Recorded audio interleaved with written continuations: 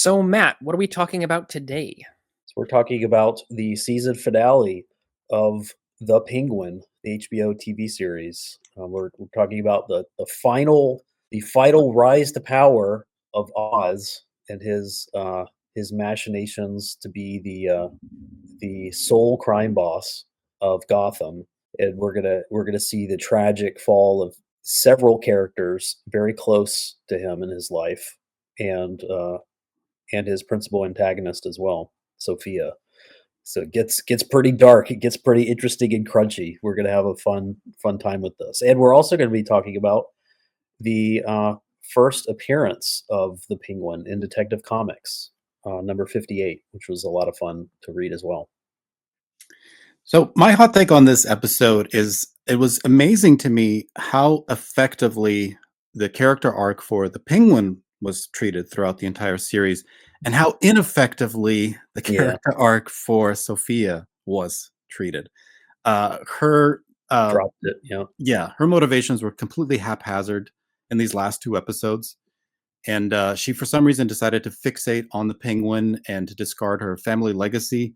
She didn't really manifest into her own entity in any way whatsoever throughout all of yep. this. She was kind of just a throwaway, pretty much as Vic was at the end of it, which was also an interesting twist of fate.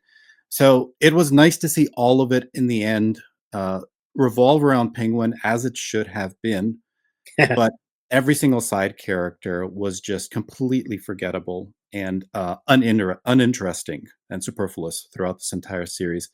Penguin's Oedipus complex met full maturity in this. The closing scene where he's dancing with his girlfriend and she's wearing the same dress that his mother wore when she decided to start manipulating him. That was his girlfriend. I thought that No, was his mom from the ex- 70s or something. exactly. When I first Or- saw it, I was like, "Oh wow, he's envisioning his mother." And then you get closer shots of the face, and it's clearly the girlfriend, and they're role playing. Yeah, Oh wow, that was well, that's really interesting. Yeah. yeah. So The Lucille Ostero from Arrested Development. You're not my mother. You're replacing her. Um, so my very interesting. my argument is that I think that Penguin doesn't actually love his mother. Doesn't actually love his mother. He thinks he loves his mother. He actually loves himself, and he actually loves the image of himself above everything. And he's got a very well constructed fiction. And the show does a good job of making this kind of ambiguous, which is good to not settle every question. But there is an open question about is the penguin does penguin has penguin created such a construct around what his identity is, who he is, and how he relates to his mother. Is he in fact such a BSer that he's believed his own BS? You know, has he deluded himself into actually believing you're actually doing this all for your mother? Because this episode has a very the climax in a lot of ways is essentially not between him and Sophia. The climax is him and his mother confronting the truth about what he did to his brothers.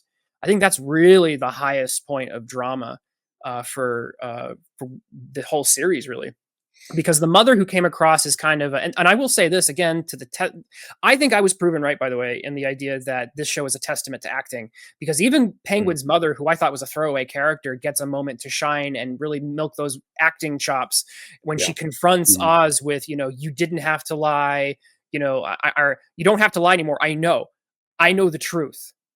And he refuses to budge an inch. He doubles and like quadruples down on the idea that he is just a good little boy who's just trying to protect and serve her, and that she's just confused about the absolute truth she knows about him. Yeah. Was that her motivation? I was really disappointed. I thought at least they were gonna, if they were gonna save the mom from culpability, which is what I think they tried to do. I was like, okay, here's another female figure in the story that is just going to judge the story world. She turns out she never made a mistake, and she's just here to say how everyone's worse than her.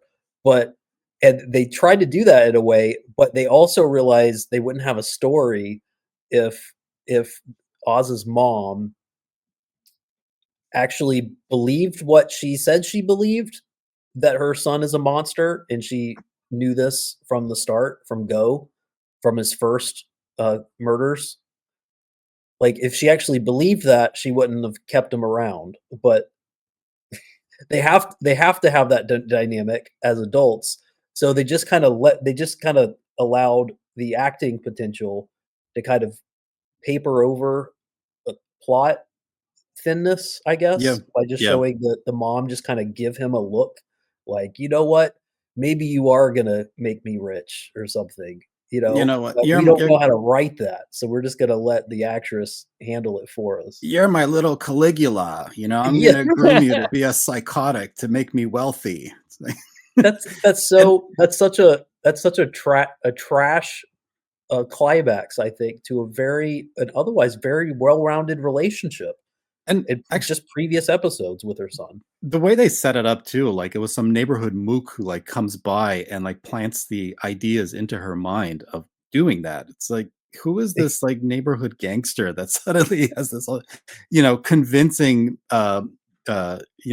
pitch to the mother of, like, how she should raise her psychotic son for the rest of Yeah. his life. The It was part I just it was believe, just a way to get from A to B, it felt like. Just Yeah. insert Mook here, I think there's a part of it that is the Mook, maybe not so much. The with the mother and Penguin, I would push back against that a little bit because they do a very good job of selling her in that moment with the Mook that she only has two doors, right? Because she knows the truth. She knows that he's a monster. She knows he's like the worst of monsters because he doesn't even have any compunction about what he's done.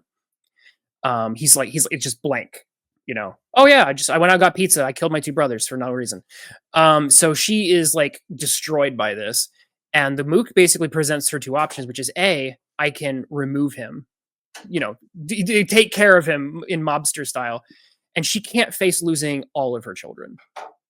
So in order to face not losing all of her children, she has to create a construct. She has to create a way to live with herself. And so the Mook's presentation of, hey, he could make you a queen. And it's very clear that she's chosen that and that she's essentially creating again this artificial construct for whatever it's worth to so that she doesn't have to lose her final child. you think she's trying to live with herself? I wish that would have been I feel like that would have been if that had I wish I had your reading of the season, because that would have been really nice, because that would have been a really, challenging, rich, tragic decision that she would have made, that would have been presented by the story as a failure o of, intestinal fortitude. And I think it's also this is me reading way into it, so I'm definitely out on a limb here. But I think you can also see that that artificiality, right, has taken its toll on her. And by the time we get to the end of this season, when you see her when she's younger and she's made that initial choice, she's got a little drunk, she's a little tipsy, and it's like, okay, I'm making this deal with the devil to avoid having to lose even more. And by the time we're introduced to her in the show, she's kind of an empty shell of a person, Mhm. and that actually is why we think she's a throwaway character who's not even play. Hmm. It's a testament to her good acting that she makes herself seem like an incidental character.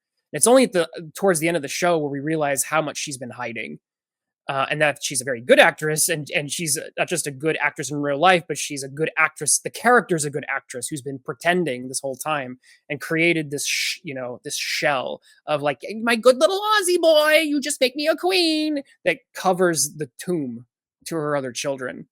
Hmm. But it's very clearly it's hollowed her out, and by the time, and the show pays her in kind for it because she's nothing at the end of it. She's a comatose nothing. Her mind is gone. She's barely alive. She's a zombie. So she's But she's definitely not paid a very steep price. You think she's paying a price by the end, or do you think that's just another female victim of Oz's masculine agency? Like, I didn't see her as being as getting some kind of tragic, um, repayment for her poor She decisions. she she has agency. She chose. She had the mook. She Mm, gave the mook the look. She had two options, and the option one was to get the hit, was to completely have him whacked, and she yeah, could have done that. She had While Oz is like this little kid who's like, "I'm going to take care of you, mom. I'm going to give you the world," and the mom is looking at the mook. She literally has her son's life in her hands at that point. That scene does a pretty good job, I think, of selling that idea. mm. So she very clearly had the power there. She could have looked the other way or given him the nod, and her final son is dead. Uh, They don't do anything though to like establish the character's framework for that decision. And they don't address where the father is, for example, in the family and what kind of household they actually have. I mean, they show some scenes early on where she's embracing the children's playfulness and she wants to have a happy household. It seems for the most part kind of normalish. So it's a real detour, I think, for the character to all of a sudden decide, I'm going to live with a homicidal maniac because I Yeah. need some kind of security and affirmation. If she needed to live with herself, does she have to necessarily live with him in the well, process of that? it was also very sudden when he decided to kill his brothers too. That came out of nowhere in the It, frame of and the story too. Yeah. it was very, yeah, like he was acting everything like everything was normal too. And it wasn't malicious, it wasn't psychotic, it was just very aloof. That's what got me about that murder. The way the murder scene was written anyway, is that Yeah. there didn't seem to be any kind of intent there. It was just, "I don't feel like playing with you guys anymore. I'm gonna lock you in this, hole where you're gonna eventually drown, and, I'm not gonna lift a finger to try to save you. I'd rather sit on the couch with my mom and watch TV." So it's Well, or like I don't even know how culpable he was. I get the impression he forgot. He just didn't put right, A and B together and exactly. They was plant just this being a they stupid kid. they plant the seeds that he's aware.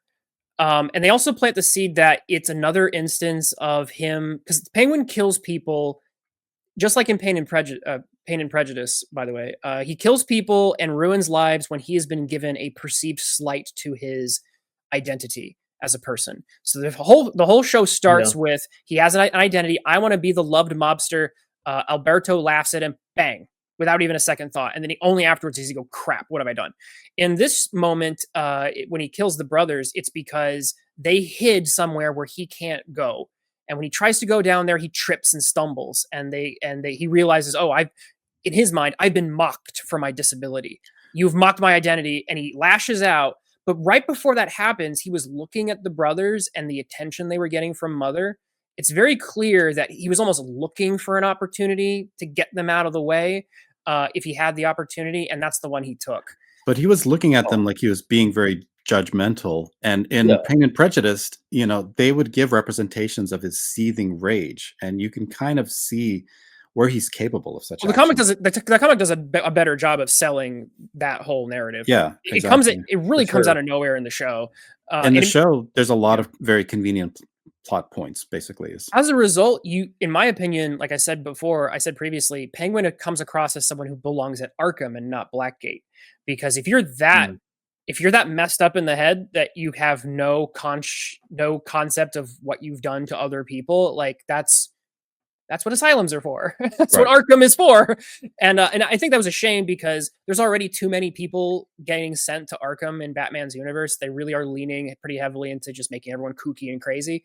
There's room for eccentric criminals who belong in prison because they're fully conscious and not insane, but are still, interesting. And Penguin was supposed to be that one. And I feel like they're leaning him more into the Arkham territory with these decisions. Let's take a brief pause to hear from the awesome creators joining us today and find out what cool projects they're currently working on. Hey guys, if you love sword and sandal historical fiction with a healthy dose of ancient Roman and Egyptian fantasy mixed in, then check out Kyrie. We've got 450 pages printed so far, and a fourth book on the way. Order your books today at curiecomic.com.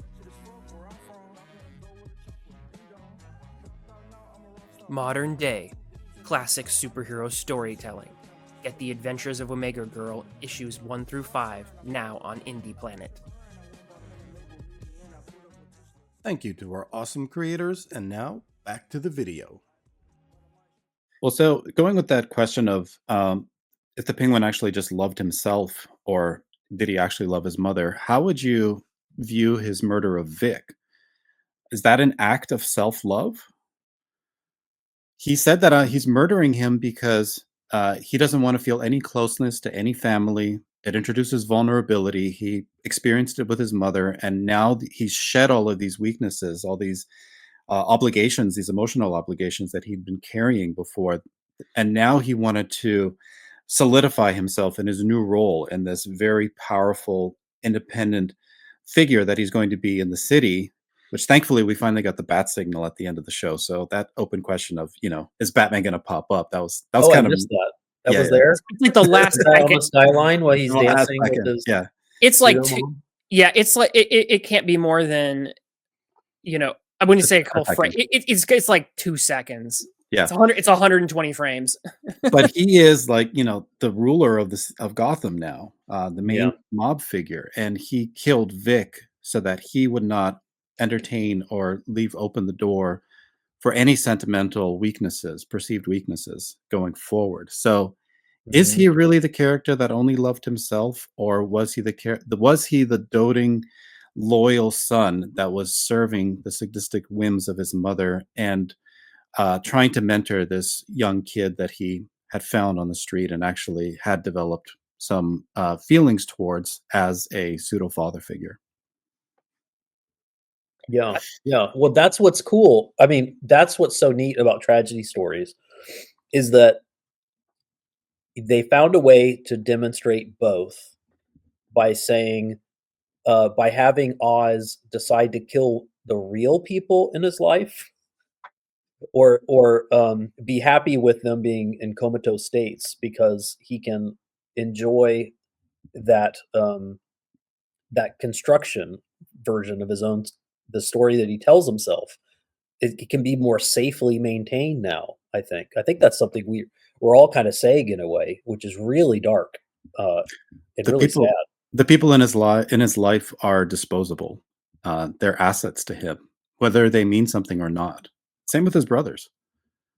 Yeah, For a moment, he might entertain having them in his life, and then the minute they're inconvenient to him, he'll lock the door and let them drown, and won't think twice about it. I think we all at different times we said we knew in some way Victor was going to have a tragic end because he had a moment to leave and find family in a sense with that girl, and then instead he found the pseudo family of the crime world, and that was going to cost him. We did I didn't think he was going to outlive the mom, at least in her conscious state. And it's interesting that um, it was going to be Oz himself that decides to kill the last person in his life that he was close to. I He's a man. That's wild. I also think that was a HBO decision, if I may put it that way. I think HBO really banks on having those twist the knife moments Yeah, in a series finale. So they have to sacrifice somebody so that everyone's talking about it and going, "Oh my gosh, I can't believe they killed X." Game of Thrones has that stuff going on in it, and you're it's. right. I really feel like And it I could feel never like be Sophia. You could never. right, yeah. Sophia just has to be thrown back. She just has to.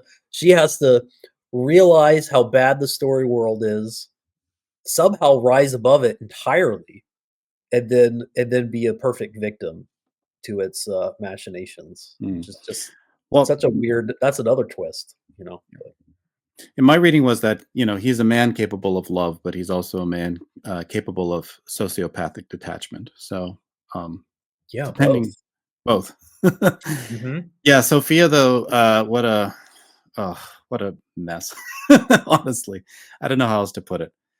Yeah, Um, she's just there by the end to help us to demonstrate where the richer characters are and to help us exactly. work through them Yeah. expositionally, which is really sad.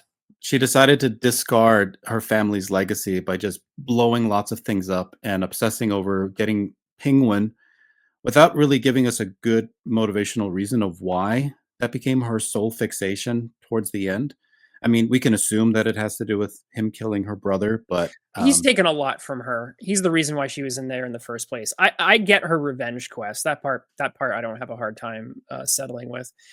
I I think there is some stumblings in how they could have realized her full character arc. I think there was some confused directions that she took. I think that's what I think we're all kind of in agreement on that as well. I would have liked to have seen her become the Hangman, perhaps, or become a version of the Hangman, perhaps the Gasser, because that was kind of her thing there for a second. She just becomes a gangster who doesn't want to be a gangster, and as I think everyone's kind of realizing, that's not enough to be like, I don't want to be a gangster anymore, but I'm gonna not be a gangster by being more of a gangster, and that just kind of leaves you just the just kind of a wet fart of a of a conclusion for her.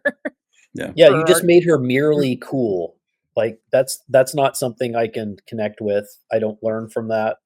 It's not something you empathize with. It's I just didn't even something think she was you just cool. hang it. She's not even cool. No, he's just a little bit.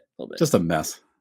Again, Uh, what the coolness Certainly of her is, once again, it's a testament to acting. It's the actress yes, who is, yes, and that's this whole show. Like I said, this show is a testament to the craft of acting. I think people will Absolutely. talk about it for years to come based on the performances alone. I don't think the writing or the plotting will be what is talked about. I think that's going to get nitpicked to death. But I think people will Right. constantly revisit the well of how much Miliotti's eyes, alone did more acting than other people can do with their whole, their yeah. whole bodies. Well, and his consolidation of power here happened very conveniently, and they reused a plot point where he appealed apparently to the underlings, and in some moment of the story, without actually showing it, but basically had them Yeah. overthrow all of the main mob bosses because they wanted a bigger piece of the pie, which was exactly what Sophia did when she went into power and became a gigante. What's up with She's that? Yeah, Yeah. she said, "I'm going to appeal to the underlings and give you guys a bigger piece of the pie." So there, Great point. there's definitely a lot of lazy plotting in the story, and yeah, it's a testament to acting. He did solidify though himself as the classical archetype penguin. Towards the end, he even had the full suit on, Yeah. and he's got the Waistcoat. coattails, waist, yeah, Mm. the whole 9 yards. So Except the monocle. I don't think they put the monocle on him yet. He's not he's not fully the penguin yet till he's got The the umbrella. monocle. no Which umbrella. we learned in the comics, he needs his umbrella, right? That's his Exactly. primary weapon. Yep. He's the umbrella, needs the monocle. Leads us to the first appearance of the penguin in Detective 58. Twitless, would you like to tell us about that a little? Yeah, so this is the introduction to the character. First time that he showed up, Batman with Boy Wonder with Bob Kane, and it's an interesting little tale.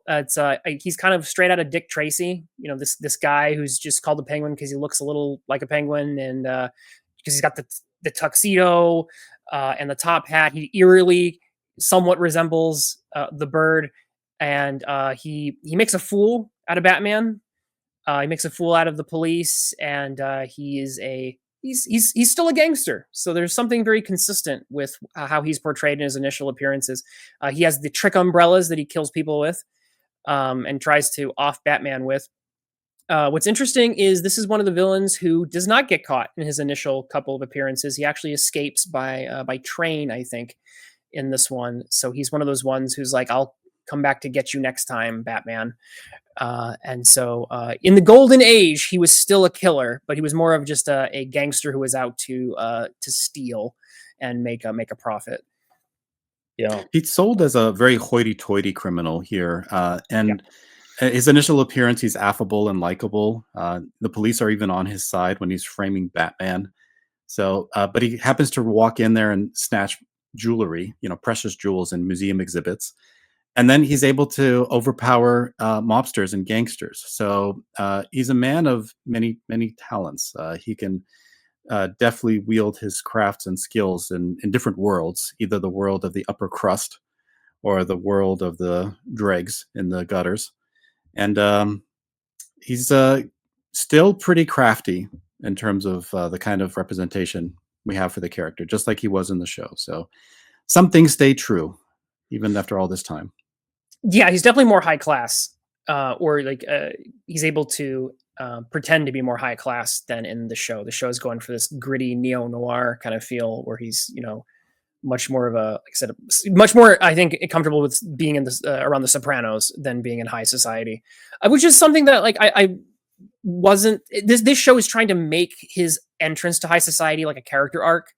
I think by the next film they will have him be a little more established, a little more high society than the grimy nightclub that he was in the first Mm. Reeves film. Mhm.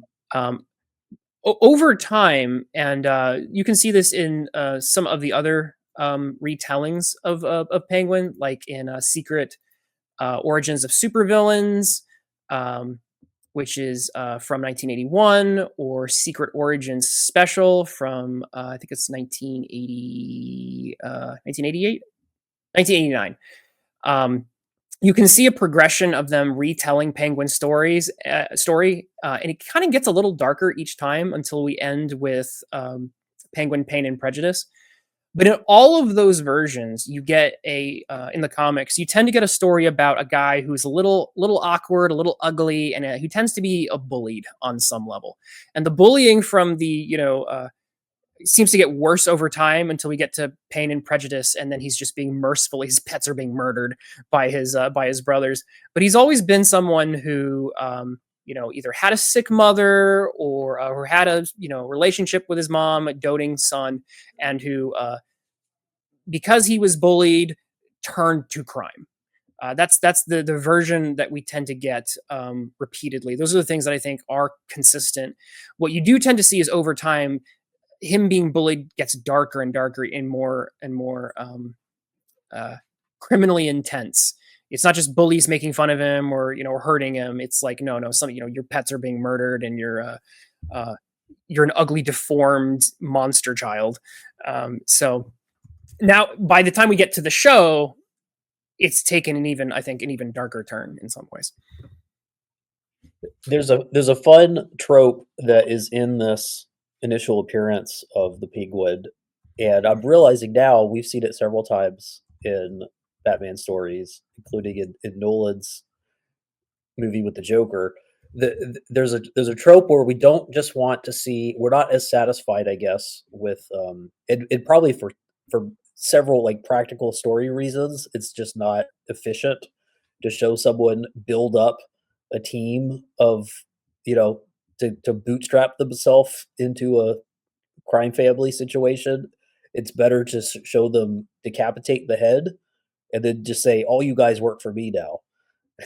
And this happens in this comic, and we've like I said, we've seen the Joker do that, and that becomes this dynamic that plays out several times in the HBO show, and it had me thinking now that I saw that even in its earliest appearance, we get that trope that's I don't know what quite to do with that, but it seems like it's a very familiar um, storytelling device with crime stories in particular. It's a great way to demonstrate that the character deserves maybe to be the head of the bad guys by just sticking him there at the top, like just have him fight the boss rather than the mini bosses, and that kind of inversion uh, it seems to be like a fun thing that we just play with in Batman stories in particular.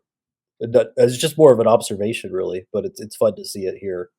So, what are your final thoughts then on Penguin the show?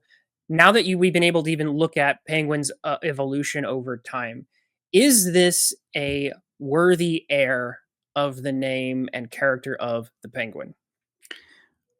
It's not my favorite representation of the Penguin, and we actually haven't had a good one on film. I guess the Burgess Meredith from the '60s Batman show tried Mhm. to be as close to the comic book as possible, but it was everything about that show was campy and missing the real world aesthetic that I think most modern audiences would crave.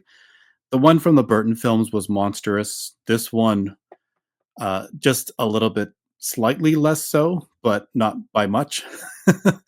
And has a lot of very unique takes as well on the character that I think aren't really representative of things that were more from the comic book inspired representation that we had in earlier stories. So it's passable and it's fine for the Reeves universe. I'm still very curious how it all frames into the Batman story that we're eventually going to get from that, and having him as a foil to be able to tell stories from.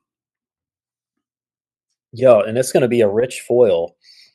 They've really done the work. It makes you think, if we had had this 20 years ago, if we had had a TV series to help support and bolster the Nolan movies or something, where things could have gone. But it's fascinating to see. I think we did get what we wanted in a way, where by the end we felt like this guy really is properly a villain, as relatable and dimensional Oz was as a person. They did successfully use sympathetic circumstances against us to help build him into someone that uh, we felt exhibited despicable behavior, and and he now exists in a world that does have a Batman shaped hole. Gotham does need Batman, and that you get that feeling. I don't think Sophia's stepsister or whatever she was that was alluded to is gonna cut it. I don't know or care who that is. It's just That gonna be another. that's Catwoman that's Selena from the original, Oh, I guess we that's should know her. that, Yeah, yeah, because we did read Mhm. that was in the '80s thing that we read, the Holiday Murders, right? Yep. Uh, so, but still, we need Batman. yes. Catwoman is not gonna do it. We need Batman. I think that's a perfect end cap to this. This world needs Batman. You know. Thank you very much for checking out the video. Subscribe, like, and stay tuned for more.